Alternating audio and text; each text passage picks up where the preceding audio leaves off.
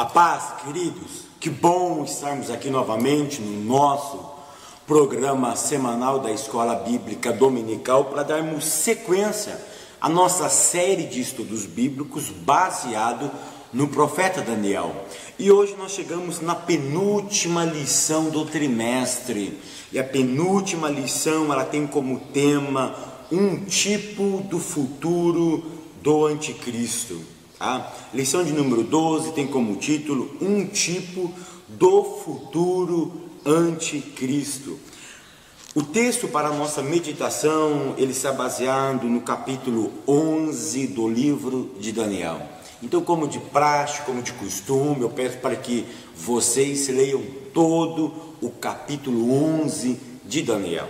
É o segundo capítulo mais longo do livro, mas tenha paciência, leia com carinho, leia com dedicação, que eu tenho certeza que Deus estará revelando coisas grandiosas para nós, tá? Então, o capítulo 11 de Daniel. O capítulo 11 de Daniel, queridos, ele é uma continuação do capítulo 10 de Daniel. Então, o capítulo 11, ele é uma continuação do capítulo 10 de Daniel. Eu queria deixar um lembrete para vocês. Eu queria deixar uma dica para vocês, tá? O livro de Daniel, ele é um livro escatológico. Nós já tratamos isso na primeira aula.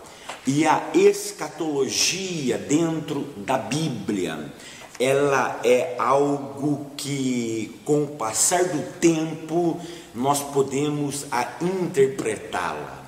É por isso, se nós pegarmos escritos de John Calvino, por exemplo, se nós pegarmos escritos de homens um pouco mais antigos, do século passado, do século 17, 18, 19, do século 20, acerca da escatologia, nós vamos verificar que existe variantes, que existe interpretações diferentes. Eu só queria que vocês, queridos, tivessem uma coisa em mente: a escatologia, uma das coisas que nós podemos afirmar com propriedade é que Jesus vai voltar. Na última aula sobre as 70 semanas de Daniel, um irmão mandou uma mensagem para mim, disse que eu só enrolei na aula. Queridos, vocês que me acompanham aqui sabem a dedicação que eu tenho com essa obra. Vocês sabem a dedicação que eu tenho com esse ministério. Vocês sabem o empenho que eu tenho com a palavra de Deus. E em momento algum eu sentei neste lugar querendo, nas palavras daquele irmão, enrolar vocês, tentar ludibriá-los de forma alguma. Eu não sento aqui para enrolar. Eu sento aqui primeiro para transmitir conhecimento de Deus. Eu sento aqui para ajudá-los.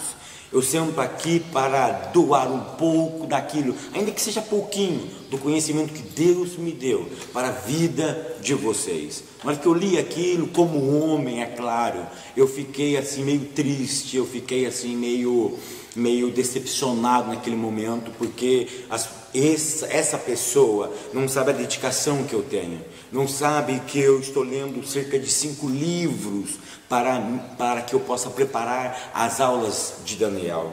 Então, pessoas não têm noção e depois acaba falando coisas indevidas. E eu não sou daquelas pessoas que fica rebatendo, que fica respondendo, nem respondi aquilo. Eu só queria que vocês tivessem ciência disso. Vocês que me acompanham há algum tempo sabem da minha dedicação. Então, o livro de Daniel é um livro escatológico. Eu me lembro, queridos, que eu comecei a estudar teologia no dia 31 de agosto de 1996. Olha que interessante, eu comecei a estudar ETAD, Escola Teológica das Assembleias de Deus no Brasil. Eu fiz minha matrícula dia 31 de agosto de 1996. Eu estudei sobre escatologia.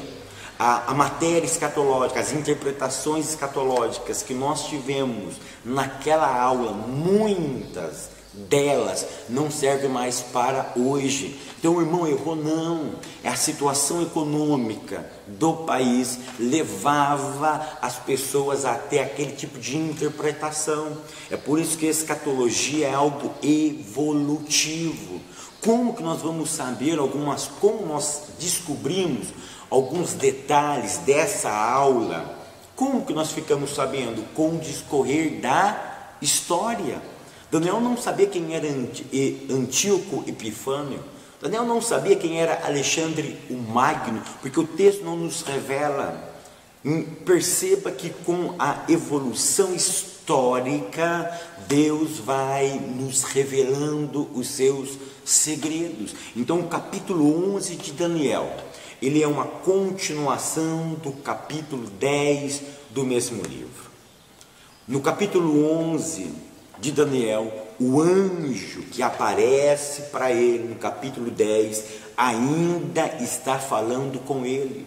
Para o pastor Severino Pedro da Silva, um grande teólogo das Assembleias de Deus, já em saudosa memória, no seu livro ele diz que o homem vestido de linho, que aparece no capítulo de número 10, ainda está presente no capítulo de número 11. No capítulo de número 11, nós aprendemos que reinos se levantam e caem, segundo o programa de Deus. Nós vamos aprender no capítulo 11 que Deus, ele é soberano e ele está dirigindo a nossa história. Irmãos, nunca perca essa temática do livro de Daniel. Ele é soberano e ele coordena a história da humanidade. No livro de Daniel, nós vamos descobrir que Daniel, ele vai afirmar que Deus realmente governa o mundo e governa as nossas vidas através de exemplos proféticos.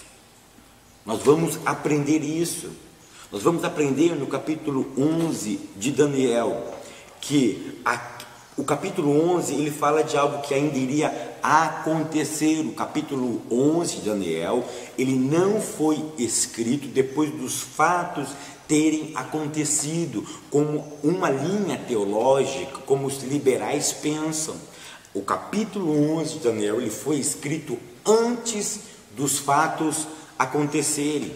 É uma história, querido, preste atenção, é uma história sendo contada antes dela acontecer.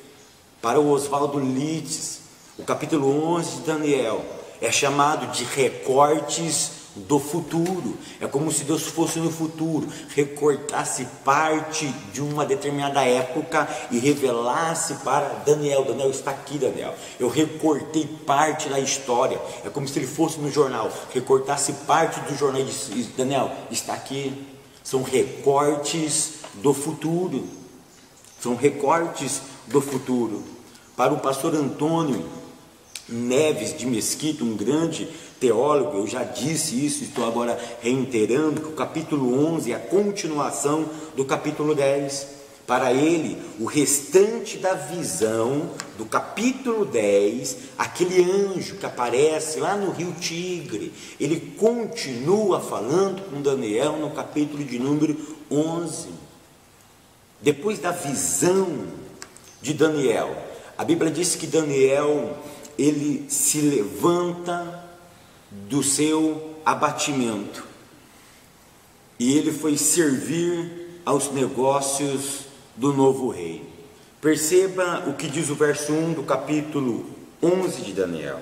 Mas eu, Daniel, no primeiro ano de Dário, o Medo, me levantei para fortalecer e animar.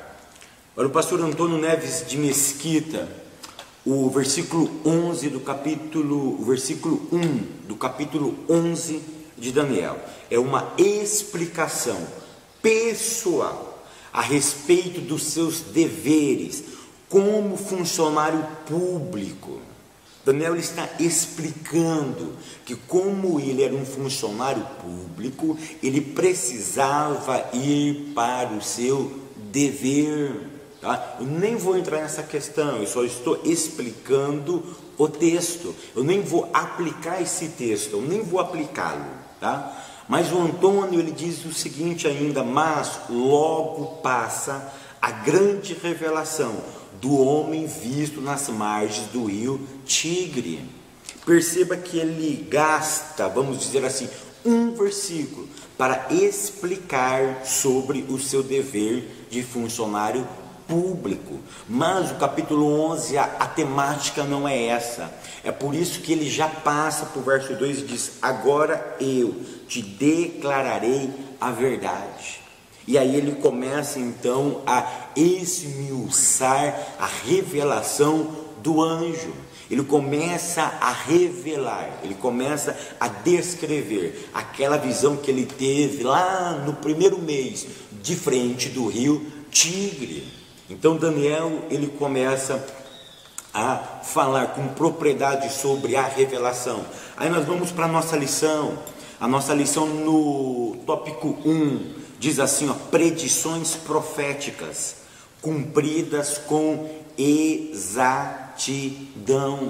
O nosso autor, o pastor Lenay Cabral, ele diz assim: essas profecias reveladas a Daniel cumpriram-se fielmente por uns 500 anos, até o período interbíblico, que vai do fim de Malaquias ao início do profeta Mateus, ao início do evangelista Mateus. Então ele termina com o profeta Malaquias e inicia-se a era inspiradora com o evangelista Mateus. Mas eu quero que vocês notem uma coisa, desse período interbíblico que nós chamamos, que ele diz que é 500 anos, outros vão falar que é cerca de 400 anos. O que eu quero que vocês entendam é o seguinte, que nesse período bíblico, tá? Nesse período interbíblico, não houve inspiração escrita de textos sagrados, mas não significa que Deus não operou, não significa que Deus não estava no controle. Muitos pregadores dizem: o silêncio de Deus, Deus se cala por 400 ou 500 anos. Mentira, Deus não se cala, Deus estava agindo. É que eu não tenho tempo de mostrar coisas históricas que comprova que Deus estava no controle das coisas. Nessa lição do capítulo 11 nós vamos ter uma menção de que Deus estava no controle nesse período interbíblico, porque o que Daniel está revelando aqui, parte disso iria se cumprir no período interbíblico, iria se cumprir nesse período de silêncio. Então vamos aprender uma coisa aqui, que o período interbíblico foi um período de silêncio canônico. Deus não pegou nenhum homem, não inspirou para escrever a Bíblia Sagrada. Então o silêncio é um silêncio canônico, mas não um silêncio pessoal, não um silêncio individual, tá? Não um silêncio individual.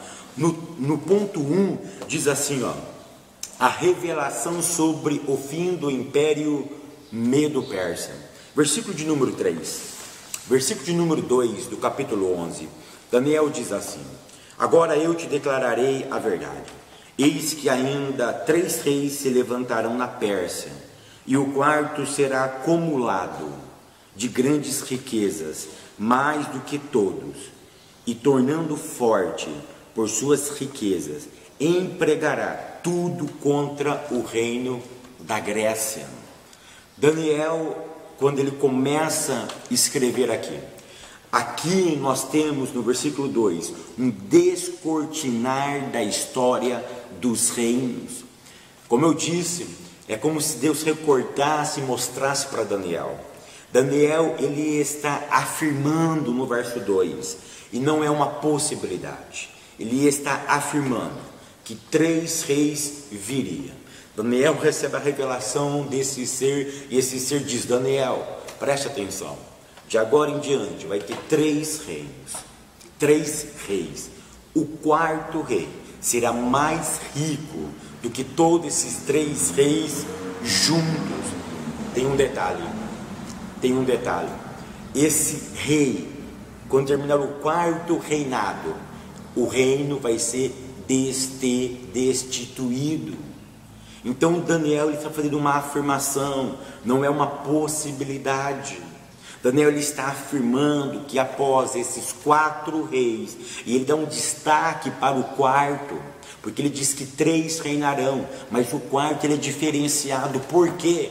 Porque a riqueza do quarto vai ser maior do que a riqueza dos 3 primeiros juntos. Então, se você pegar a riqueza dos 3 primeiros, o quarto será diferenciado. O quarto terá muito mais dinheiro, muito mais riqueza do que os 3. Ou seja, a ênfase está no quarto. Então, ele não está dando uma possibilidade. Ele está afirmando que o Império Médio e Persa vai terminar. Não tem, mas aí vem a questão. É por isso que eu disse que escatologia é algo melindroso.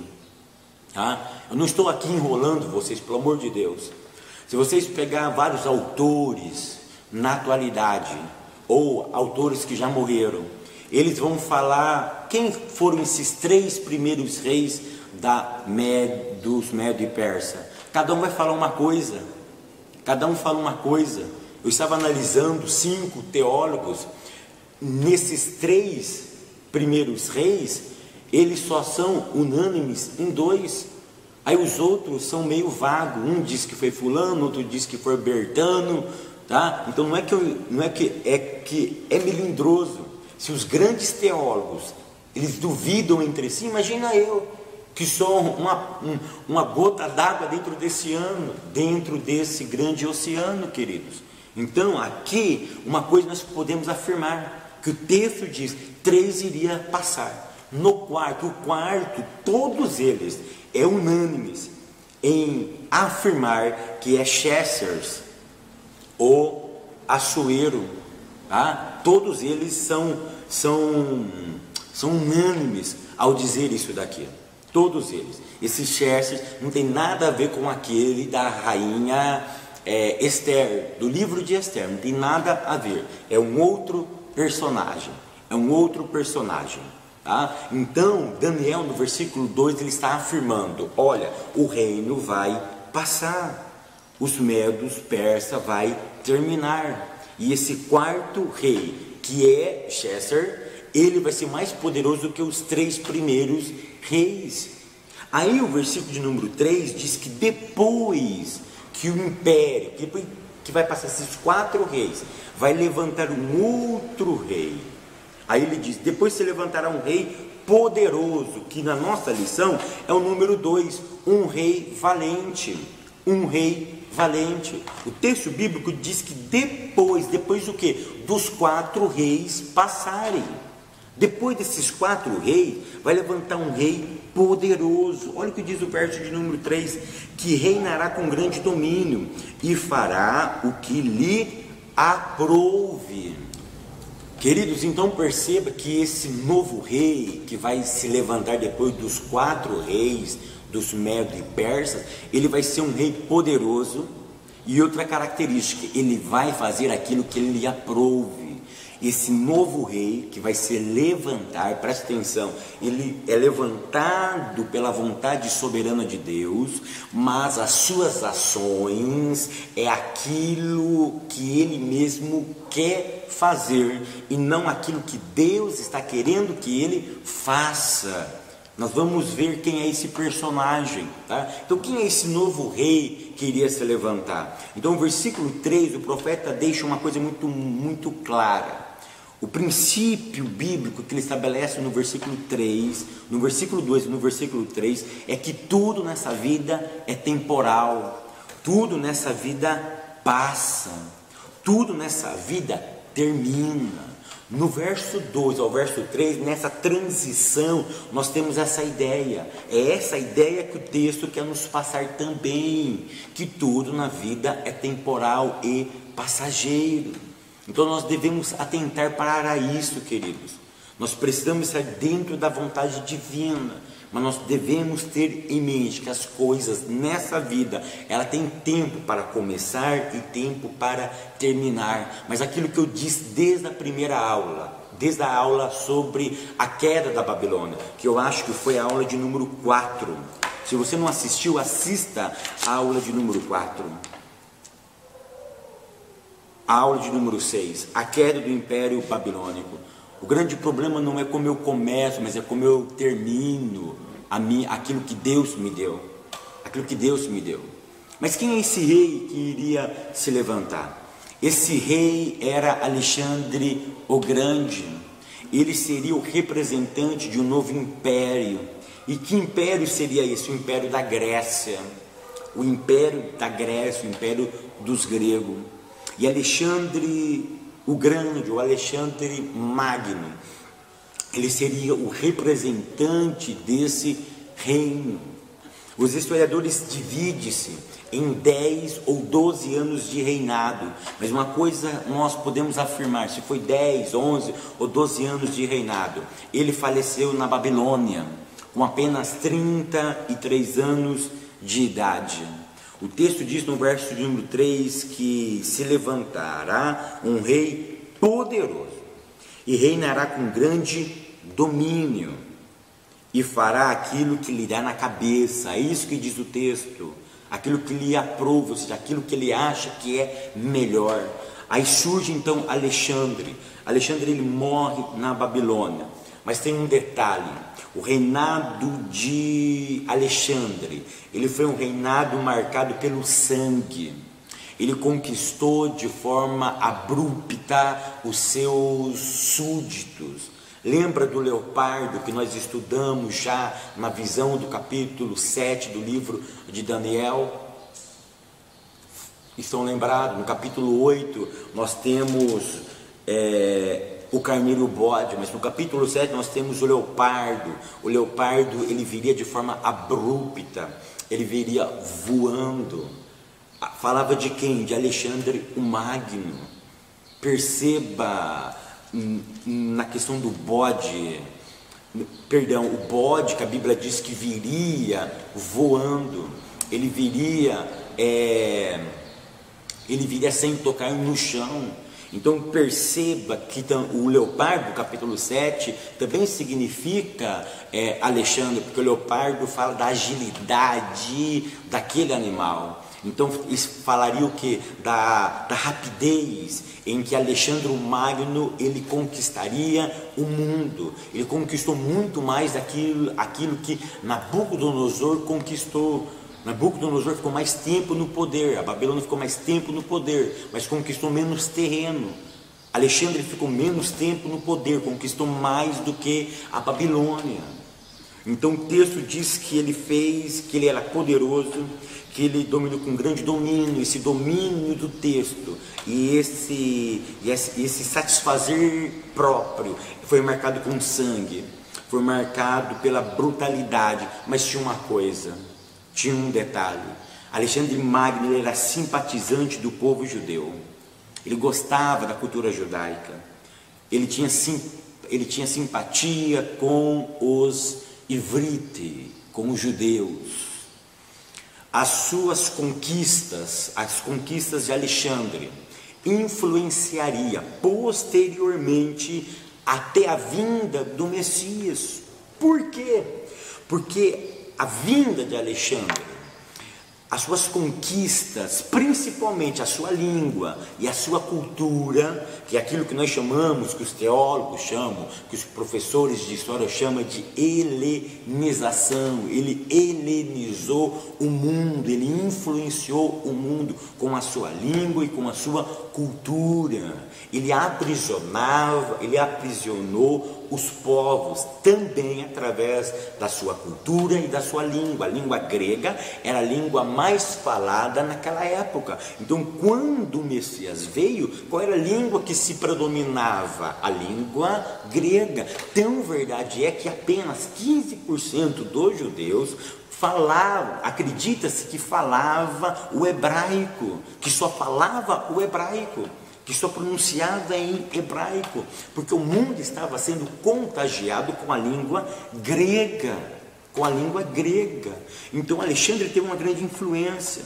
Foi por influência dele que tempos depois, Porque Alexandre, ele era tão amante também pela intelectualidade, que na cidade de Alexandria, ele pede para criar uma biblioteca. E nessa biblioteca foi feito um pedido posteriormente, olha que foi por influência dele, que o Tanar, aquilo que nós conhecemos como o Antigo Testamento, estava só em hebraico. Aí foi feito um pedido para que se fizesse uma tradução do Antigo Testamento, daquilo que o judeu chama de Tanar, do Antigo Testamento do grego, do hebraico para o grego. Então a Bíblia só estava escrita em hebraico. Aí com isso, com a língua imperando, eles precisavam de um volume do Antigo Testamento escrito em grego. Aí se reúne 71, outro diz que foram 72 homens, tá? Judeus. Eles pegam o hebraico e transcrevem para a língua grega. Aí lá na cidade de Alexandria, na biblioteca de Alexandria, colocaram-se um exemplar da Bíblia hebraica escrita na língua grega. Então perceba a influência que esse homem teve. Então no número 2, um homem valente é Alexandre Magno. O item de número 3, a divisão do reino em 4 generais. O texto diz que, no versículo 4, mas no auge, quando ele achava que era o bambambam da situação, aprenda mais uma coisa aqui, querido, que eu já venho batendo há muito tempo: Deus abate o soberbo, mas aos humildes ele levanta do seu trono e ele exalta os humildes. É por isso que no texto diz, mas no auge, o seu reino será quebrado e repartido para os 4 ventos do céu. Mas tem um detalhe, olha o que o texto diz, olha a conjunção adversativa, mas não para a sua posteridade. E isso se cumpriu na íntegra. É por isso que o nosso tópico de número 1, ele tem como título: as predições proféticas cumpridas com exatidão. Esse rei do versículo 3, ele seria destituído, tá? E seria repartido para os 4 ventos, para norte, sul, leste, oeste. É isso que o texto está querendo dizer. Mas tem um detalhe: não seria dado para a sua posteridade, nem tampouco segundo o poder com que reinou, porque o seu reino será arrancado. E arrancado fala de raízes, querido. Olha, você vai ser arrancado com as raízes. Eu não vou deixar nenhuma sequela, nenhum indício de que Alexandre Magno, ele continuaria no poder, sendo representado por pessoas da sua família. Vai ser arrancada a sua raiz, é isso que diz o texto, e passará a outros, fora de seus descendentes. E isso realmente se cumpriu na íntegra. Após a sua morte, foi um período de lutas intensas internamente. Foi lutas internas, mas com muita intensidade entre os próprios generais de Alexandre, porque Alexandre era o general-mor. Então ficou aquela luta, até que finalmente concordaram em dividir o império em 4 partes.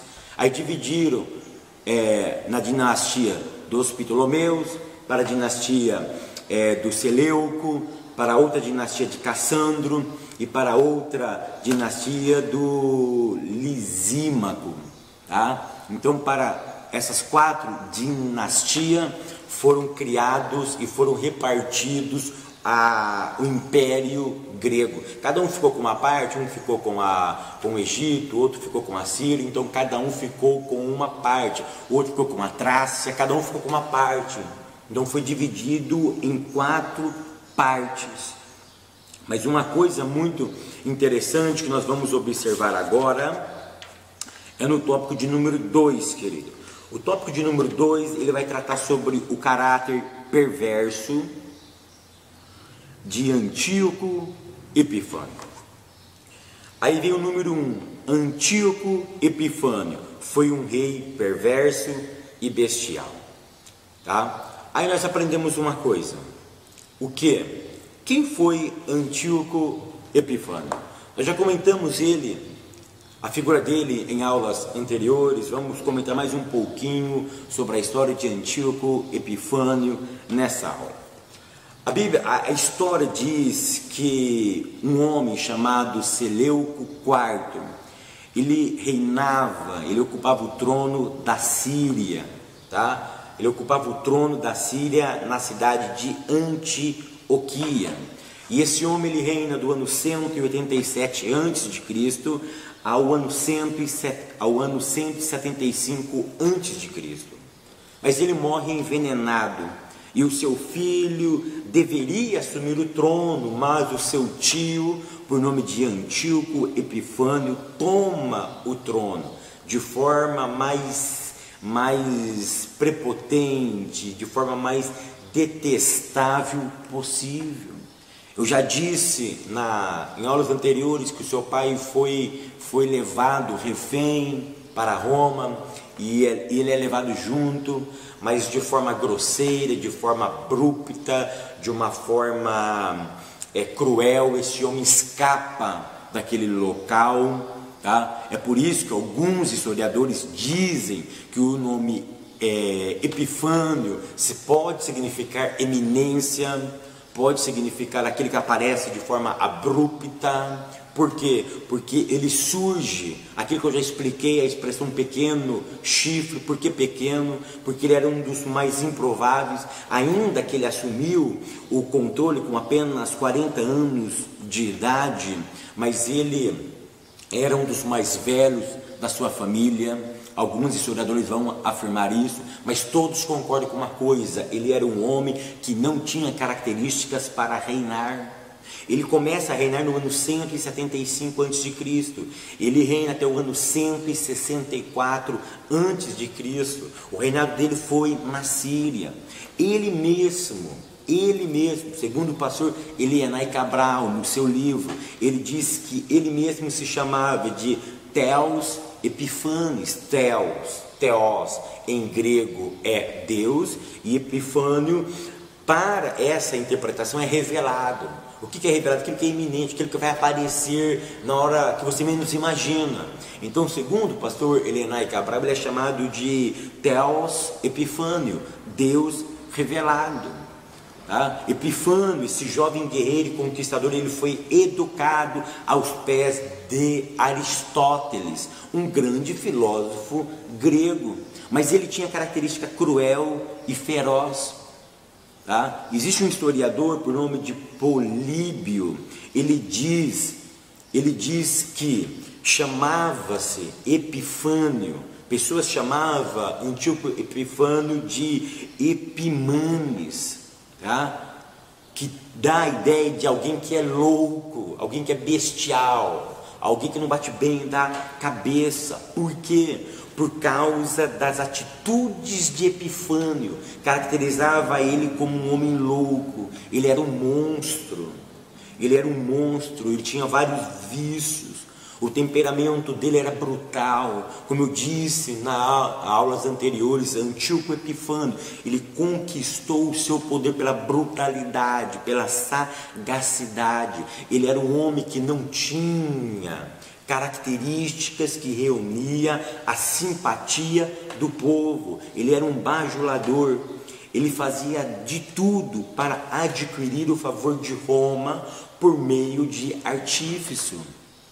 Perceba o que João Calvino diz. João Calvino ele diz, abre aspas, jamais teria sido rei, exceto por meio de violência e tirania de sua parte, bem como por meio de artifícios enganosos e astutos.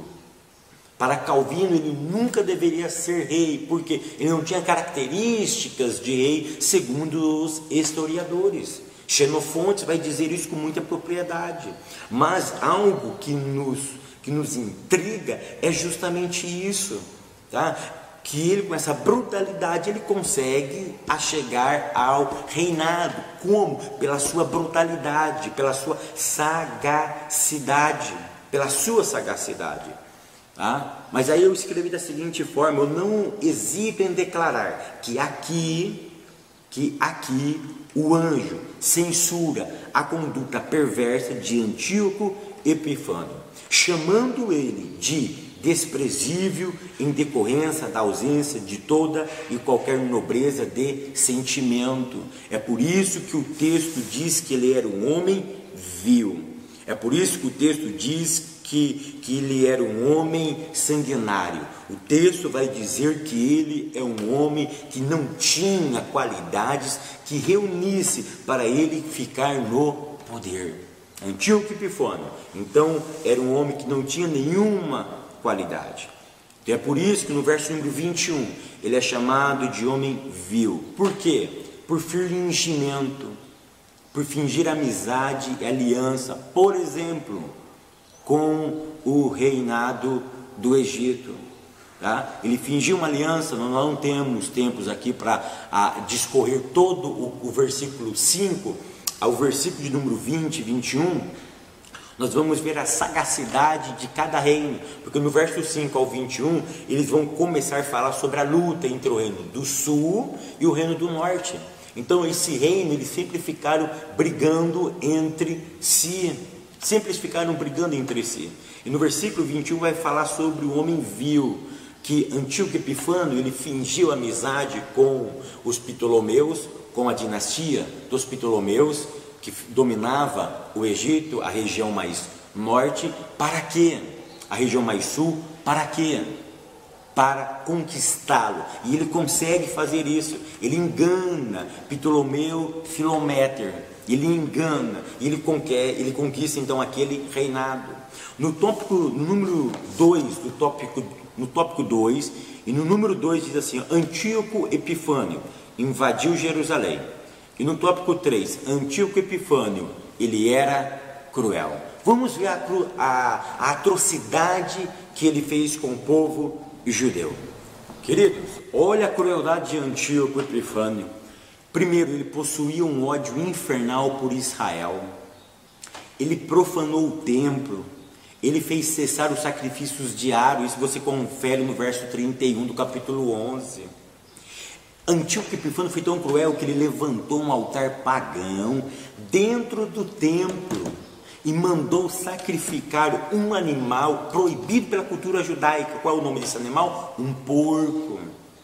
E ele fez ainda, ele pegou o seu sangue e ele pediu para espargir, para jogar dentro do templo.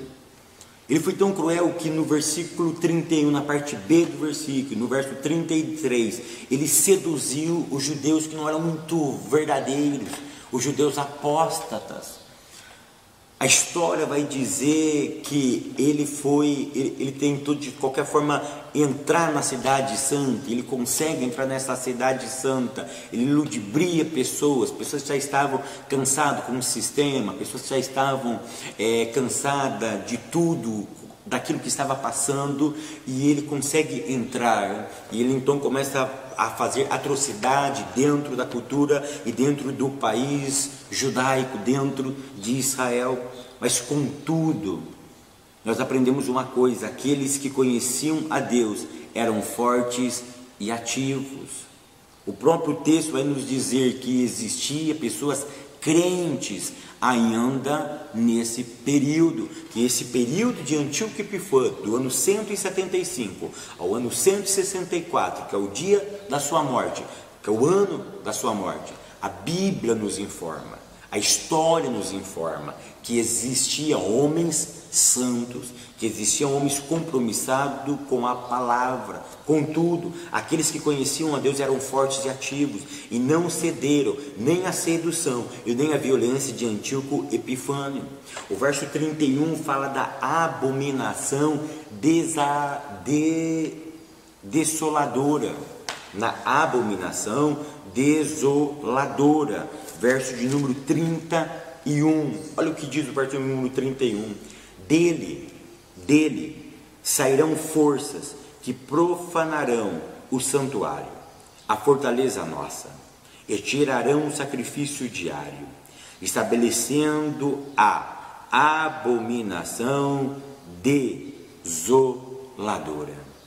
Essa abominação Segundo os historiadores, seria um altar que ele construiu a um deus pagão, a um deus grego, por nome de Zeus. Ele queria que esse Deus fosse adorado. Ele constrói e coloca em cima do altar de holocausto, onde os animais eram queimados por inteiro. Ele coloca a figura do Zeus naquele local. Querido, perceba a gravidade desse homem.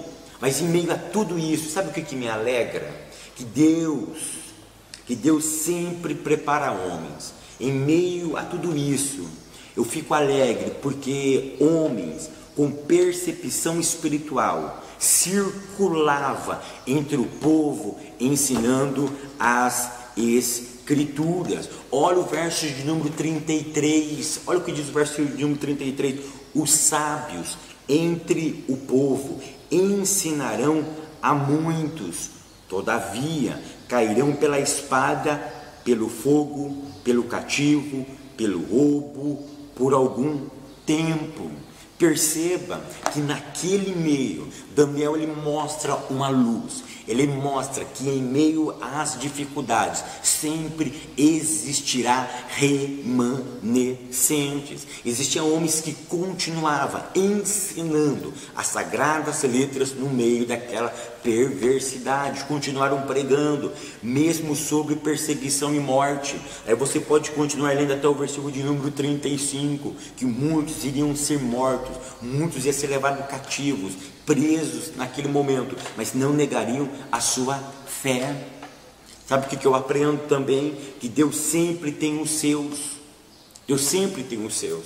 Diante dessa situação, a história nos relata que um grupo de judeus, liderado pelo sacerdote, nós lemos Matatias, mas o nome dele em hebraico é Matitiahu.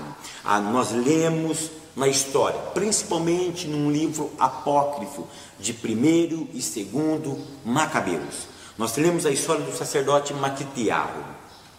A história diz que esse homem ele resistiu às ordens cruéis de Antíoco Epifânio.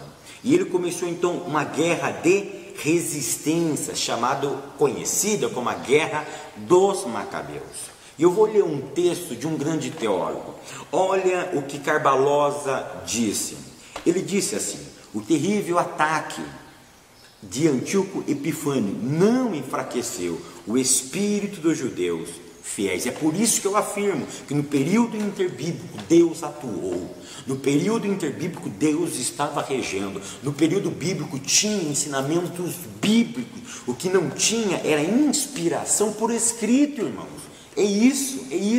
Não tinha inspiração por escrito. Todos os textos produzidos nesse período não são canônicos, são pseudo, não são canônicos, são falsos no aspecto inspiração, mas no aspecto histórico eles são verdadeiros. Eles narraram fatos históricos. É claro que em alguns textos existe o miticismo, existe algo que é compatível às Sagradas Escrituras, mas as histórias desses livros são verídicas, tá? Principalmente a história de 1º e 2º Macabeus. Aí ele continua, o Eves Carbalosa, ele continua: ao contrário, a perseguição fez com que muitos se unissem para dar começo ao que se conhece a Guerra dos Macabeus.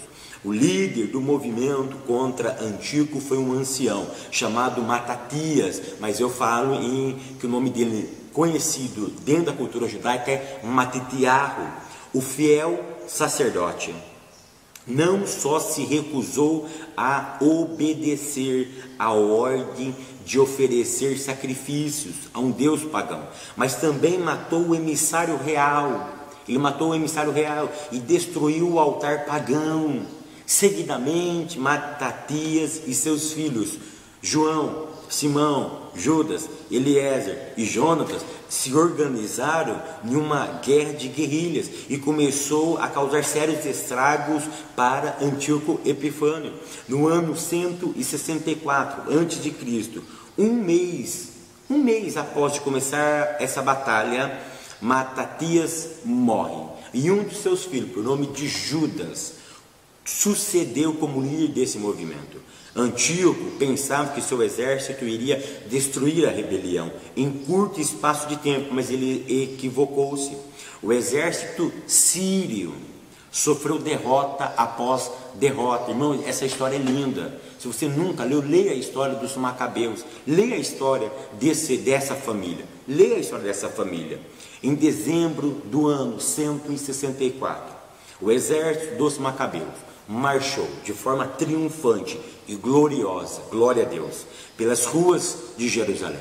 E para ser preciso, no dia 25 de dezembro do ano 165, 164 antes de Cristo, o templo foi purificado e restaurado o culto ao Eterno.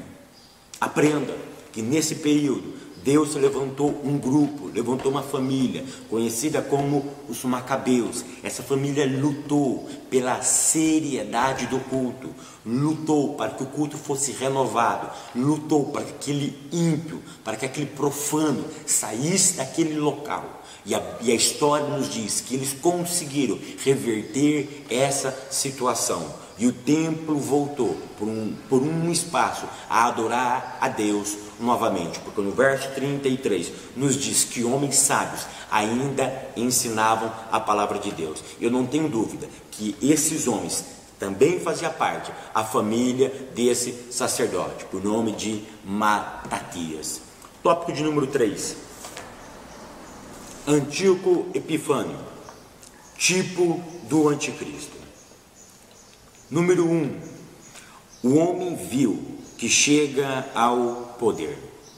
Queridos, esses versículos, do versículo de número 36 para frente, tá? Até o versículo de número 45, do 36 ao 45, esses versículos, eles vão descrever agora o protótipo, tá? Do reinado assustador do anticristo vindouro. Perceba que ele acaba de narrar a história de um homem verdadeiro, que viria a ser verdadeiro. Agora no verso 36 ao verso 35, tantos quem tem a visão amilenistas, como quem tem a visão pré-milenista, todos eles são unânimes a interpretar que o capítulo 11 de Daniel, do verso 36 ao 45, ele vai falar de um Antíoco Epifânio profético. Ele vai falar sobre um anticristo escatológico que ainda viria dentro da humanidade. Todos vão falar que esse anticristo é escatológico. Mas quando ele vai reinar? Tá? O verso 40, ele nos diz quando. No verso 40 declara que no tempo do fim. Mas que tempo do fim é esse? É a 70ª semana do capítulo 9 de Daniel, verso 27. Então quando é que o anticristo vai reinar? Na grande tribulação, na última semana, na 70ª semana, na última semana. Quanto tempo vai durar essa semana? 7 anos. Então ele vai reinar nessa época. Nessa época vai haver uma coligação entre os reinos do norte e do sul. Contra quem? Contra a terra santa, Israel. Aquilo que nós conhecemos como batalha do Armagedon, que vai ser a batalha final, que vai ser no final da grande tribulação, quando Cristo vai aparecer no Monte das Oliveiras, e quando todo mundo pensar que Israel vai ser destruído, o Messias vai aparecer e vai destruir tanto os reinos do norte como o reino do sul. É por isso que do versículo 5 em diante, do capítulo 11 de Daniel, quando começa a falar sobre o reino do sul e o reino do norte, é profético.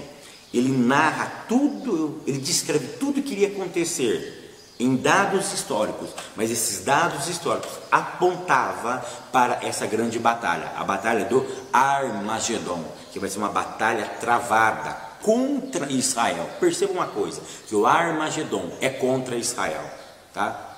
a guerra que não é contra Israel, nós não podemos detectar um princípio do Armagedon, tá? Um princípio do Armagedon, tá? Então, verdade é, mas que quando o Armagedon aparecer, dar início, a igreja de Cristo não estará mais nessa terra, ela já foi raptada pelo Mestre. Amém? Queridos, conclusão dessa aula, eu quero concluir com 6 princípios. Primeiro princípio que eu aprendi nessa lição, que a palavra de Deus é absolutamente confiável, tá? Nós não temos tempo de esmiuçar tudo isso, mas todos os textos, todos os versículos, eles se cumpriram fielmente na história.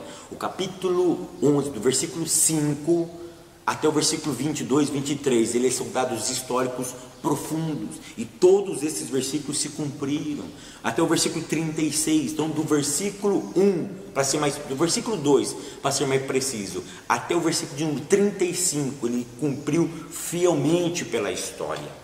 Segunda coisa que eu aprendo, que Deus é Deus, eu aprendo que Deus é o Senhor soberano da história. Isso nunca posso perder em vista. Deus está no controle do universo. Uma outra coisa que nós aprendemos é que Deus continua Deus, ainda que não o vejamos em parte alguma.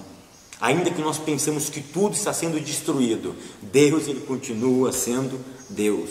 Uma outra lição que eu aprendo é que o tempo do fim será de grande angústia para o povo de Deus. Uma outra coisa que eu aprendo, que nenhuma perseguição pode impedir a comunhão de Deus, a comunhão do seu povo com Deus. Pela história da família do sacerdote Matatias, esse homem nos ensina que nenhuma perseguição pode impedir, pode neutralizar a nossa comunhão com Deus e nem o trabalho que fazemos para Deus. E a última lição que eu aprendo é que nós temos a garantia de uma coisa, que no final o mal será derrotado.